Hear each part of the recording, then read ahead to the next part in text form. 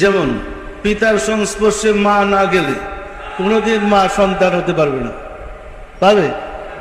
ওই রকম ইমানদার মুর্শিদের সংস্পর্শে না গেলে মোমেন হওয়ার কোনো সুযোগ নাই। যারা জানে তারা বিপদগামী। ওনাদের কাজই ছিল মানুষের অন্তরে, মানুষের হৃদয়ে ইমানের বীজ বপন করে দেওয়া। যারা তাদের সংস্পর্শে গিয়েছে, ইমানের নূর ধারণ করেছে, তারা মোমেন হয়েছে এবং চরম বিপদে তারা আল্লাহর সাহায্য পেয়েছে।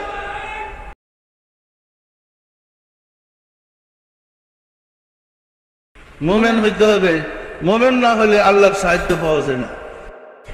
দুইবার জন্ম না হওয়া পর্যন্ত মানুষ ইমানদার হয় না। প্রথম জন্মদাতা পিতা এবং মায়ের দ্বারা, সেটা হল দেহের জন্ম। দ্বিতীয় জন্ম মুর্শিদের দ্বারা, হল ইমানের জন্ম। ইমানের পিতার সংস্পর্শে না গেলে অন্তরে ইমান প্রবেশ করার কোনো সুযোগ নেই। যেমন পিতার সংস্পর্শে মা না গেলে কোনোদিন মা সন্তান হতে পারবে না, পাবে?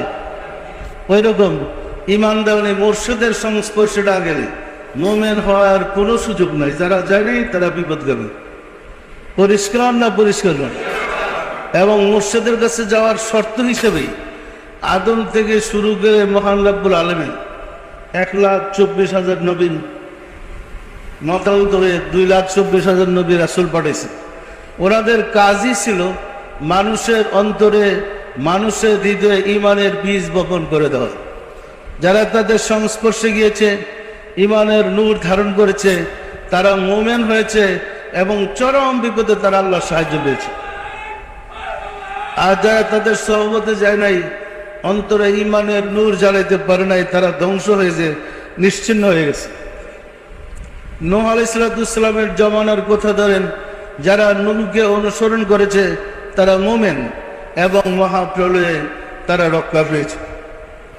আর যখন নূহকে অনুসরণ করে নাই, এমনকি তার উরুষে জন্মগ্রহণ করা সত্ত্বেও ছেলে সুদ্ধা ধ্বংস হয়ে গেছে। পরিষ্কার না? পরিষ্কার না?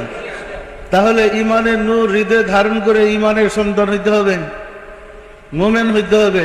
মোমেন না হলে আল্লাহর সাহায্য পাওয়া যায় না।